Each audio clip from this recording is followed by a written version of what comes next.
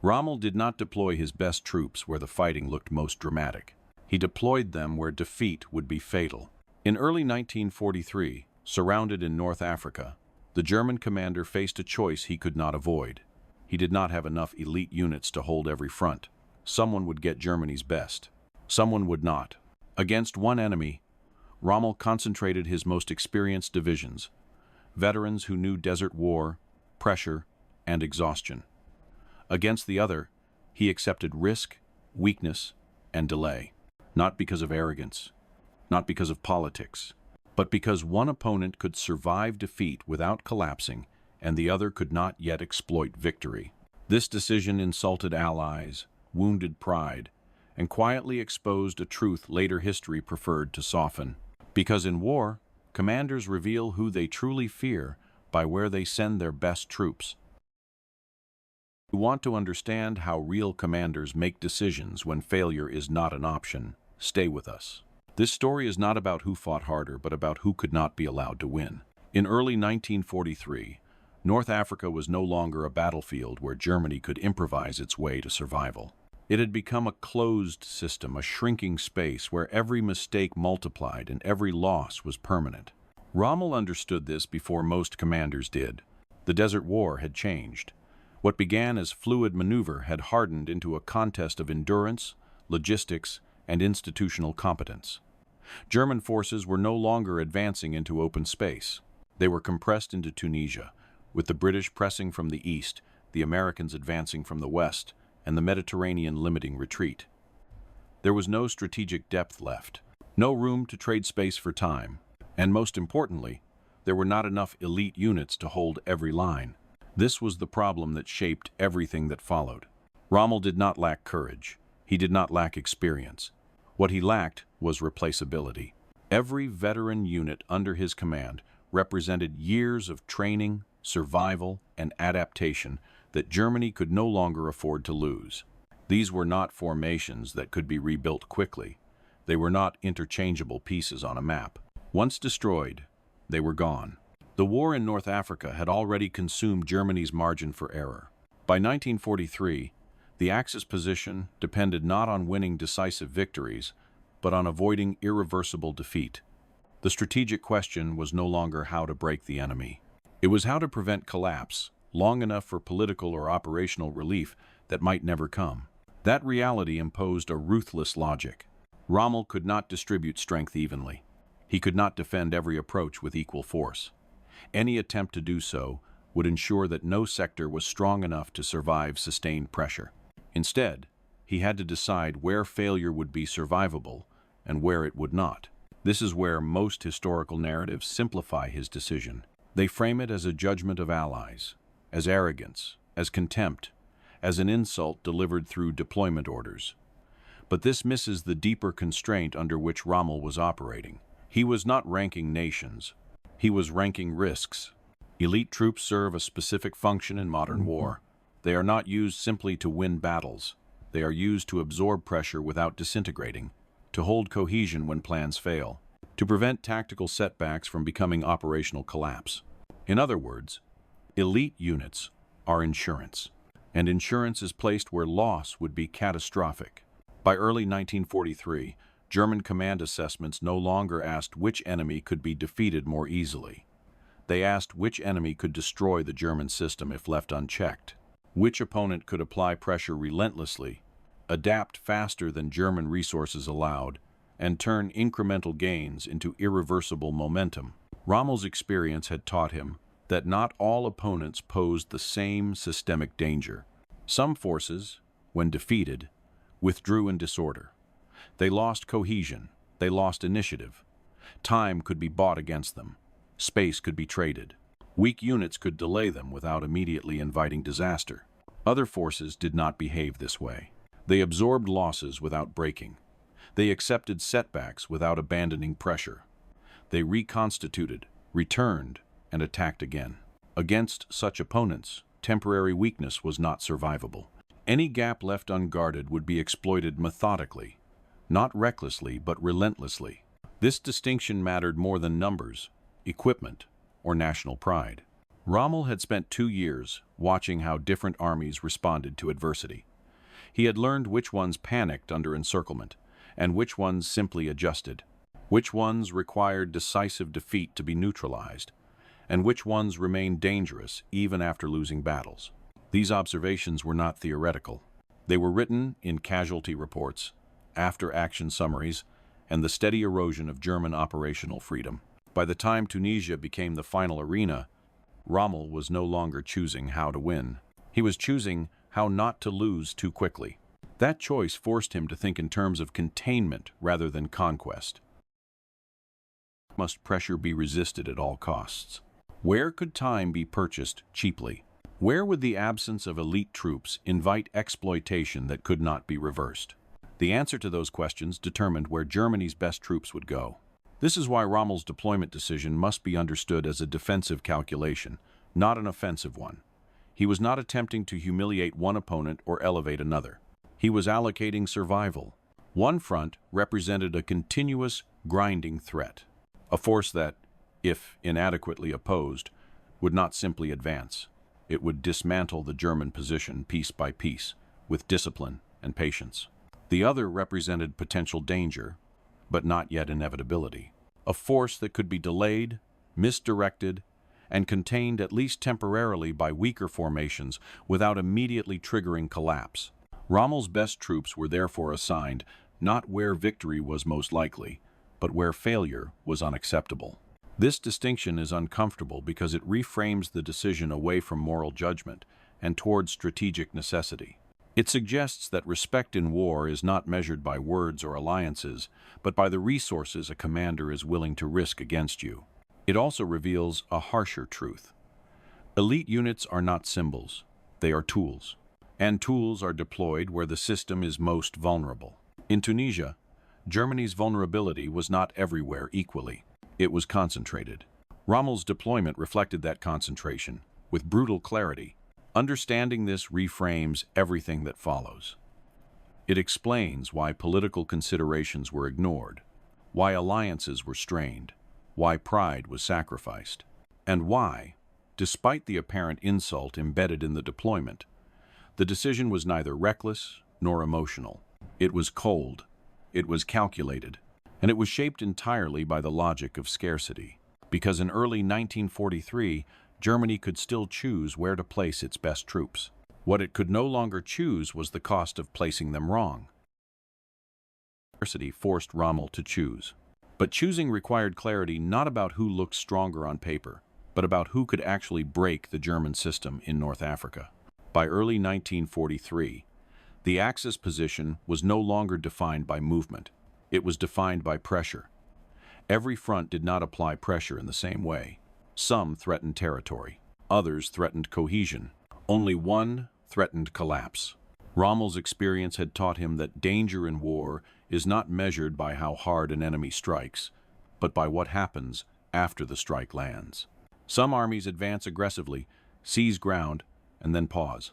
Others advance cautiously, absorb resistance, and keep advancing regardless of losses.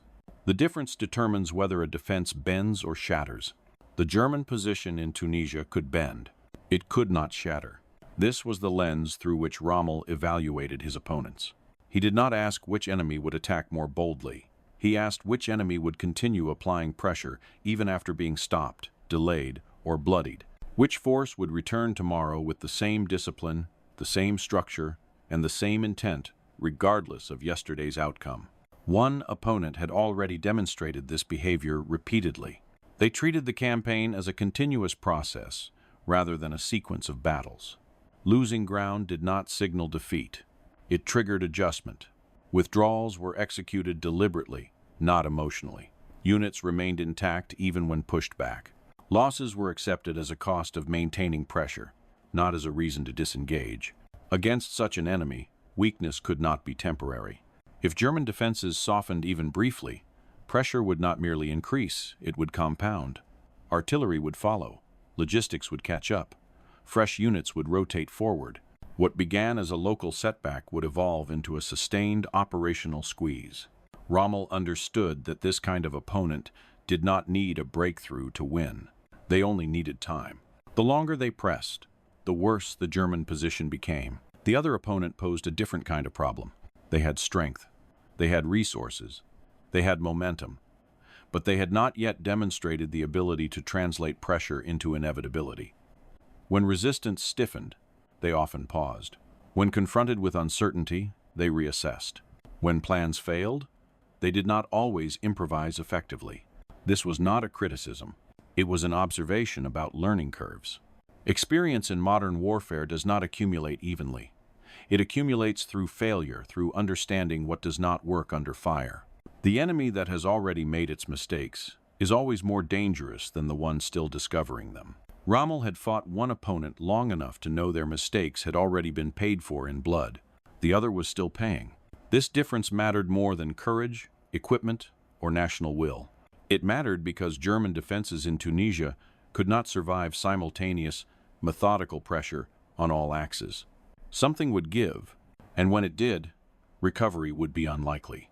Rommel therefore focused on identifying the opponent most capable of exploiting weakness relentlessly. Not spectacularly, not dramatically, relentlessly. That opponent did not require favorable conditions to act. They attacked when ready, not when perfect. They accepted friction as normal. They adjusted faster than German resources allowed. And most dangerously, they did not require decisive victory to progress. They could advance without triumph. Against such an enemy, deploying second-line troops was not merely risky, it was irresponsible. Weak units might hold temporarily, but once they cracked, and they would, the resulting breach would be exploited with patience and precision. Rommel had seen this pattern before. Pressure applied steadily, lines thinning, reserves consumed, reaction time shrinking. Eventually, a defensive system fails, not because it is destroyed, but because it is exhausted. This was the fate he was trying to delay. The other front did not pose this immediate systemic threat. Not yet. There, pressure could be interrupted. Weakness could be concealed. Mistakes could be exploited. Time could be bought, with less experienced formations, without guaranteeing disaster. This was the crucial distinction. Rommel was not betting on incompetence. Betting on time. Time to delay. Time to contain. Time to survive. Elite units were required where time worked against Germany, where every day of pressure reduced options, where momentum, once gained by the enemy, would not be surrendered. This is why the decision appears counterintuitive when viewed through moral or political lenses. It was not about who deserved respect. It was about who could not be allowed freedom of action. Rommel's assessment was cold because it had to be. He was not shaping the future of alliances. He was managing the rate of collapse. This reframing also explains why the decision felt insulting to some and invisible to others. To the enemy receiving Germany's best troops, it signaled recognition but also constraint. They were being taken seriously because they were dangerous, not because they were admired. To the enemy facing weaker forces, it felt dismissive. But it was not contempt. It was calculation. Rommel's logic was brutally simple. Where pressure is inevitable, resistance must be absolute. Where pressure is intermittent, resistance can be economical. This logic does not flatter. It does not comfort. It does not align neatly with post-war narratives of unity or equality. But it is consistent with how experienced commanders think when resources are finite and consequences are permanent. The tragedy for Germany was that even this logic could not reverse the strategic tide. It could only slow it. But slowing collapse mattered. Every week gained was another chance for disruption elsewhere, another delay in total defeat, another opportunity to trade time for survival. Rommel knew that none of his opponents could be defeated outright in Tunisia. His objective was narrower and harsher. Prevent the most dangerous one from breaking the system first. This is why his best troops went where they did. Not because the fighting was harder, not because the enemy was louder or prouder, but because that enemy understood how to turn pressure into inevitability. And inevitability, once unleashed, could not be stopped by anything less than Germany's finest soldiers.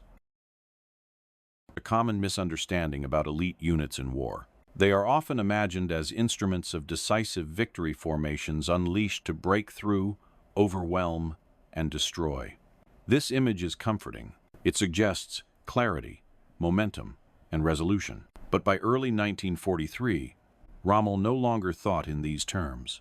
In Tunisia, elite troops were not tools of triumph. They were tools of containment. Their purpose was not to win spectacularly. It was to prevent losing irreversibly.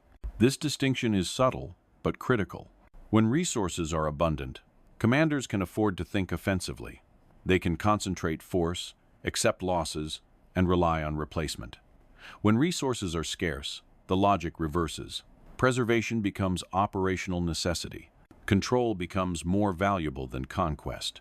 Rommel understood that his best troops were the only formations capable of operating under sustained pressure without degrading. They could absorb setbacks without unraveling. They could execute withdrawals without panic. They could maintain cohesion when plans collapsed and communications failed. These capabilities mattered more than firepower. In Tunisia, the German position was not threatened by a single catastrophic blow. It was threatened by erosion, by constant engagement, attrition, and adaptation by the enemy. Under these conditions, units did not fail because they were defeated. They failed because they could no longer respond fast enough. Elite troops delayed that failure. They stabilized sectors long enough for adjustments to be made elsewhere. They bought time when time was disappearing. They reduced the cost of mistakes that could not be avoided. This is why Rommel treated elite units as anchors rather than spears. Anchors are placed where drift would be fatal. On a map, all fronts appear similar. In reality, they behave differently. Some exert pressure sporadically. Others apply it continuously. Some opponents test defenses. Others grind them. Rommel's best troops were assigned to the front where pressure would not stop on its own. This choice was not about who attacked better. It was about who forced Germany to respond constantly. The enemy that compelled daily reaction was the enemy that determined the tempo of the campaign. Tempo decides wars more reliably than individual victories. If one side dictates tempo, the other spends its energy reacting. Plans become adjustments. Initiative shrinks. Reserves are committed earlier than intended. Fatigue compounds. Elite units slow this process. They absorb pressure without demanding immediate reinforcement. They reduce the frequency of emergency decisions. They create breathing space in a campaign that otherwise allows none. Rommel needed breathing space. He did not expect elite units to defeat the enemy outright. He expected them to make defeat expensive, slow, and uncertain. This explains why deploying them elsewhere would have been wasteful. Using elite troops against an opponent who could be delayed by lesser forces would squander their unique value. It would trade irreplaceable resilience for marginal gains. It would win local ground while risking systemic collapse elsewhere. Rommel could not afford that exchange.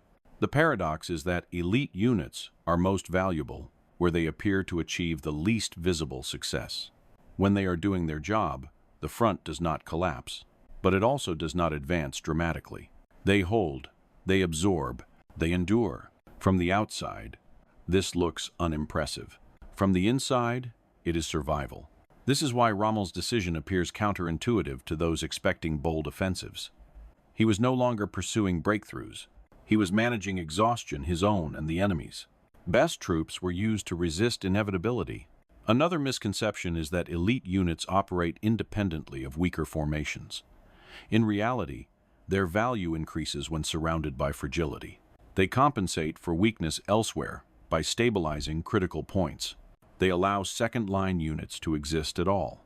In Tunisia, without elite formations anchoring the most dangerous axis, weaker forces elsewhere would not merely struggle, they would collapse faster, triggering chain reactions the Germans could not contain. Rommel's deployment, therefore, functioned as a form of damage control. This is uncomfortable because it reframes elite units, not as heroes, but as buffers. As instruments of glory, but as mechanisms of delay. But delay was the only remaining objective that mattered. The war had reached a stage where Germany could not reverse trends. It could only slow them. Every week gained was a week the enemy had to spend resources. Every delay complicated enemy planning. Every intact unit postponed final defeat. Elite troops maximized these delays. They were not deployed where success was likely. They were deployed where failure would be immediate, and cascading without them. This logic explains why Rommel ignored appearances. From a political perspective, the decision was clumsy. From a morale perspective, it was damaging. From a strategic perspective, it was unavoidable. Rommel was not blind to the consequences. He understood how his deployment would be perceived. He understood the insult embedded in it. But perception did not stop artillery. Pride did not slow encirclement. Only cohesion did. Elite troops provided cohesion under stress. They could be trusted to hold when surrounded, to withdraw without disintegrating, to counterattack when necessary, and disengage when prudent. They preserved options in a situation defined by their disappearance. This is why the phrase, "best troops," is misleading. Best does not mean strongest. It means most reliable under failure. And failure was the dominant condition of the campaign. Rommel's best troops were not there to win the war. They were there to keep it from ending immediately. That distinction is what later narratives struggle to accept. It contradicts the image of decisive commanders and dramatic victories. It suggests that even elite soldiers were being used defensively, reactively, and conservatively. But this was the reality of Tunisia. The war had moved beyond boldness. What remained was endurance, and endurance demanded Germany's best. It only matters if it survives contact with reality. Rommel's deployment decision was not a hypothesis. It was tested immediately and repeatedly by how different forces reacted when pressure was applied. The distinction did not appear in grand maneuvers or dramatic breakthroughs. It revealed itself in small, cumulative moments. In how units responded when plans unraveled. In how commanders behaved when communications failed. In how soldiers reacted when expectations collapsed. This is where the logic of best troops becomes visible. On the front, Rommel identified as critical, pressure was constant. Probing attacks were followed by artillery. Withdrawals were met by pursuit. Every pause invited renewed contact. There was no sense of a single decisive moment, only sustained engagement designed to wear down resistance. Against this kind of pressure, weak units fail quietly at first. They delay. They give ground. They request support earlier than planned. Their commanders begin making decisions based on fear of collapse rather than opportunity. Reserves are pulled forward prematurely. Flexibility disappears. Elite units behave differently. When pressure mounted, they did not rush to react. They absorbed contact, stabilized the line, and prevented momentum from compounding. When forced to withdraw, they did so deliberately, preserving structure. When counterattacks were required, they were limited, precise, and aimed at restoring balance rather than achieving glory. The effect was not dramatic. It was stabilizing. This stability mattered more than victory, because on the other front, the absence of elite resistance produced a different pattern entirely. There, pressure did not accumulate the same way. Engagements occurred, but momentum often dissipated. Advances paused.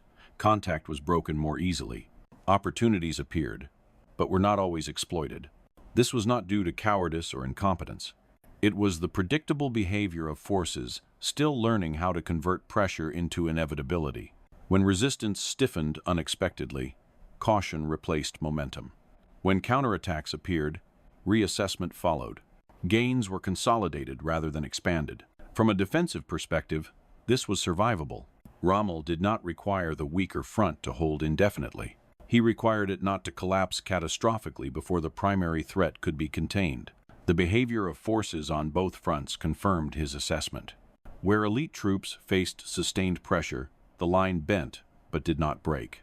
Where weaker forces faced intermittent pressure, losses occurred but collapse was delayed. This asymmetry validated the logic of deployment. It also exposed a deeper truth about how wars are actually decided. Wars are not lost when positions fall. They are lost when systems stop functioning. The front, manned by elite troops, continued to function under stress. Orders were executed.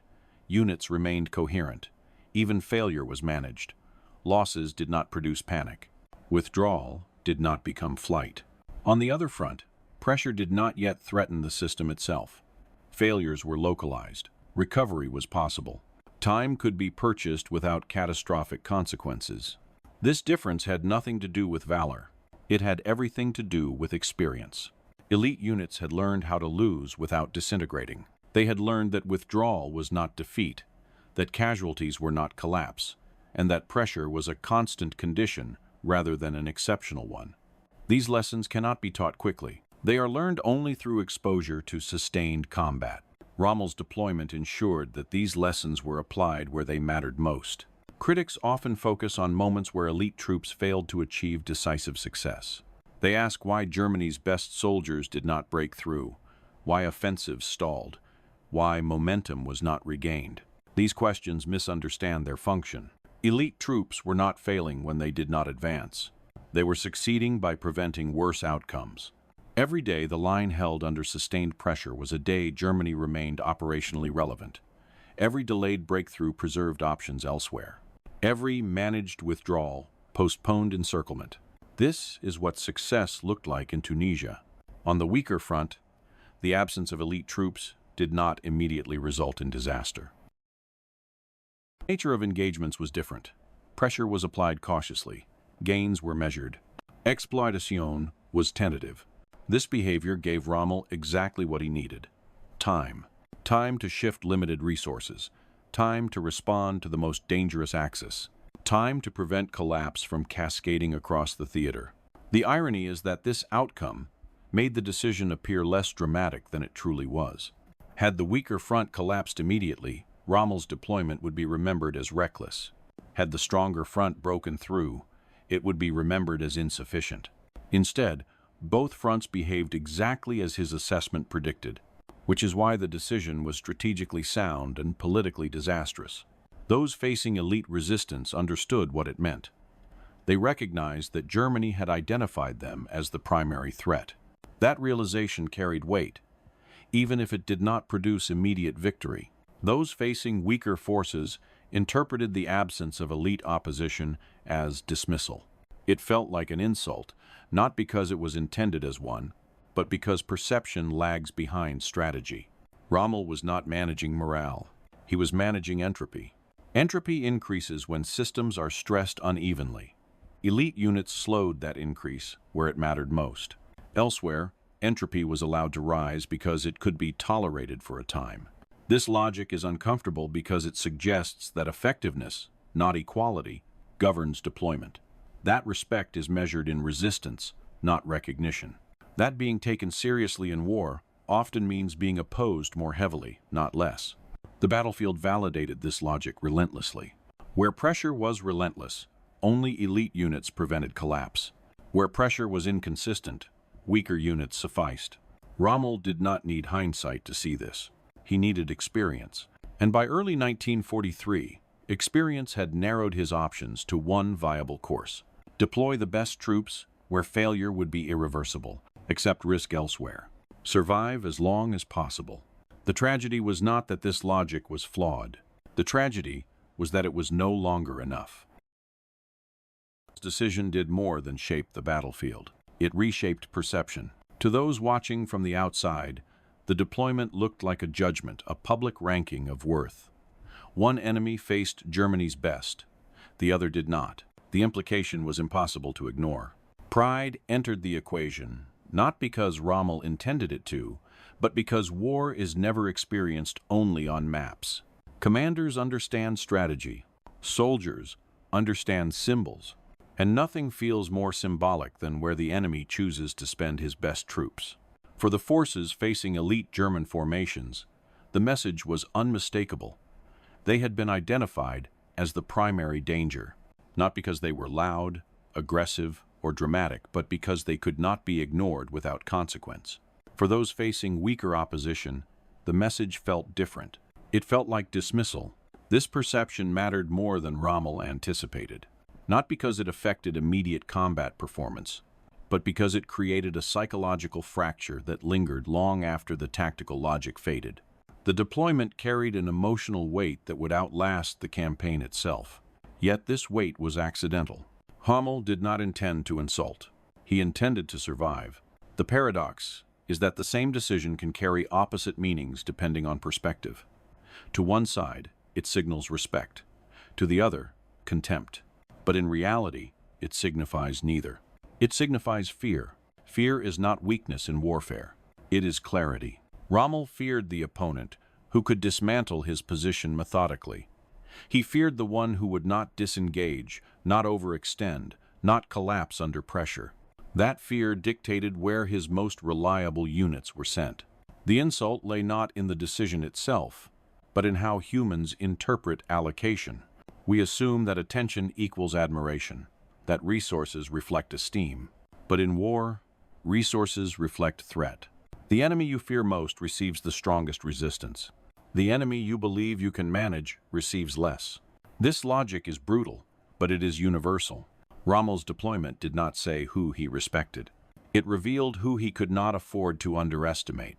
The uncomfortable implication was that some forces, at that moment, had not yet proven themselves capable of turning opportunity into catastrophe. Their potential was recognized. Their inevitability was not. This distinction cut deeply because it challenged identity. Modern armies define themselves not only by capability, but by perception. Being seen as secondary, even temporarily, is humiliating, especially when the war narrative emphasizes unity, equality, and shared purpose. Rommel's decision contradicted that narrative. It suggested hierarchy where alliance demanded parity. It suggested differential threat where politics demanded solidarity. It exposed an uncomfortable truth. Coalitions fight together, but enemies are evaluated separately. This truth did not disappear after the campaign ended. It was simply buried. Post-war narratives softened the edges. They emphasized collective effort, mutual respect, and inevitable success. They downplayed moments where disparity was visible, where experience outweighed enthusiasm, where learning curves mattered. Rommel's deployment became an anecdote rather than a lesson. But the emotional reaction it triggered revealed something deeper about how wars are remembered. We prefer stories where competence appears evenly distributed, where victory feels shared from the beginning. We resist stories that suggest uneven maturation, delayed effectiveness, or uncomfortable dependence. Rommel's logic disrupted that preference. He treated war as a problem of systems, not symbolism. He allocated force based on behavior under stress, not reputation. He accepted political damage in exchange for operational survival. This choice exposed a painful reality. Being assigned weaker opposition is not proof of superiority. It is evidence of underestimation. And underestimation is temporary. The irony is that this insult accelerated change. Those who felt dismissed did not remain so for long. The sting of being treated as a secondary threat sharpened attention. It encouraged adaptation. It accelerated learning. Rommel's calculation was correct, but only briefly. The insult that was not personal became motivation. Within months, the assumptions underlying the deployment eroded. Forces once deemed manageable learned faster than expected. They absorbed lessons that others had paid for earlier.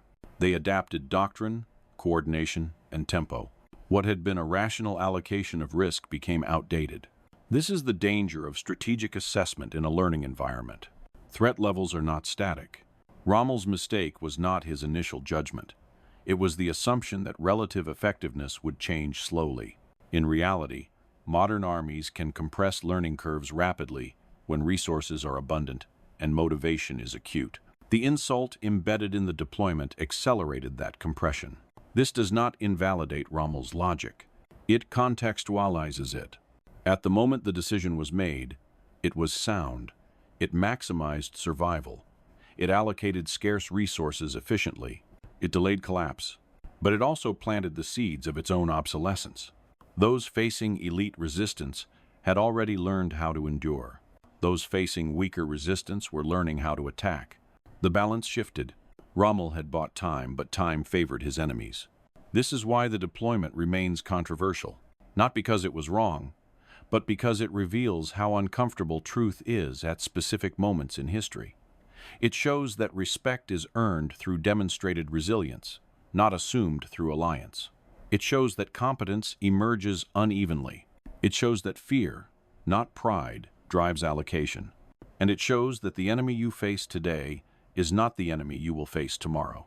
Rommel's deployment insulted pride, strained alliances, and exposed disparity.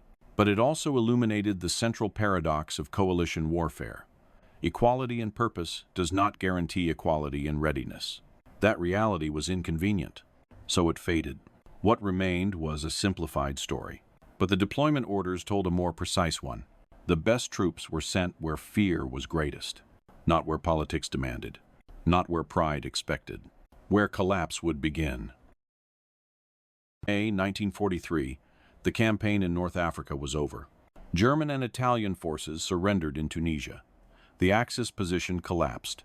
The strategic logic that had governed Rommel's deployment decisions ceased to matter, not because it was wrong, but because it had been overtaken by events. The war moved on, and when wars move on, they simplify themselves. Victory compresses complexity. It rewards narratives that feel coherent, unified, and inevitable. It has little patience for distinctions that only made sense in moments of uncertainty. Rommel's deployment decision belonged to such a moment. It was accurate at the time it was made. It was validated by behavior on the battlefield, and it became obsolete faster than anyone expected. This combination made it inconvenient. After Tunisia, American forces learned with remarkable speed. They absorbed lessons that had taken others years to internalize. Their coordination improved. Their use of firepower matured. Their confidence hardened into competence. Within months, the assumptions that had justified treating them as a manageable threat no longer applied. By the time Allied forces landed in Sicily, and later in Italy and Normandy, the gap that had existed in early 1943 had narrowed dramatically. Eventually, it disappeared entirely. History prefers to remember the endpoint. It prefers stories where effectiveness appears uniform, where alliances feel symmetrical, where early missteps fade into collective momentum. It prefers narratives where no partner begins behind, and no partner needs to catch up. Rommel's decision contradicts that preference. It reminds us that effectiveness is temporal, that armies mature unevenly, that threat assessments are snapshots, not verdicts, and that makes the decision difficult to place cleanly into post-war memory. The truth is not that one ally was weak and another strong. The truth is that one had already paid the price of learning, and the other was just beginning to. Rommel recognized this distinction because he had fought both. He did not see nations. He saw behavior under stress. He saw how forces reacted when plans failed, when losses mounted, when pressure did not relent. Those observations shaped his deployment more than ideology or diplomacy ever could. But once the war ended, those distinctions lost their utility. They offered no comfort. Acknowledging them would have complicated the story of unity that followed victory. It would have introduced hierarchy where solidarity was emphasized. It would have suggested that success was uneven before it became collective. So the decision faded into obscurity. Not erased, but softened. Mentioned as an anecdote, not examined as a principle. Yet the maps remained. And on those maps, the logic was clear. Rommel's best troops had been placed where failure would have broken the German system first, where pressure could not be allowed to accumulate unchecked, where endurance mattered more than momentum. That logic did not disappear simply because the Axis lost. It remains how experienced commanders think when resources are scarce and consequences are permanent. The uncomfortable part is not what it says about Rommel. It is what it says about war. It tells us that respect is not measured in speeches or alliances, but in resistance. That the enemy you are most concerned about receives the greatest opposition. That being taken seriously often means facing harder resistance, not easier victories. It also tells us that early assessments can be correct without being permanent. Rommel was right in early 1943. He would not have been right a year later. That nuance is difficult to preserve in memory, but essential to understanding reality. War is not a static contest between fixed qualities. It is a dynamic process of learning, adaptation, and adjustment. Commanders make decisions based on what exists now, not on what will exist later. Rommel deployed his best troops against the opponent who had already demonstrated the ability to convert pressure into inevitability. He accepted risk elsewhere because, at that moment, that risk was survivable. The tragedy was that time favored his enemies more than he could delay. But the logic of the decision remains sound, and it offers a final lesson that survives beyond Tunisia. Victory rewrites stories. Defeat exposes logic. Rommel's deployment was born of defeat's logic. He stripped war of symbolism and reduced it to behavior, endurance, and pressure. It showed that elite units are not deployed to flatter egos or validate narratives, but to prevent collapse where collapse would be fatal. That truth does not sit comfortably with the stories we like to tell about wars won together. So, it receded. But for a brief moment in early 1943, it shaped the battlefield with ruthless clarity. Rommel did not ask who deserved Germany's best troops. He asked where losing them would end everything, and he answered accordingly. Changed how you see World War II? Consider subscribing. This channel explores the decisions history simplified and the truths it left behind.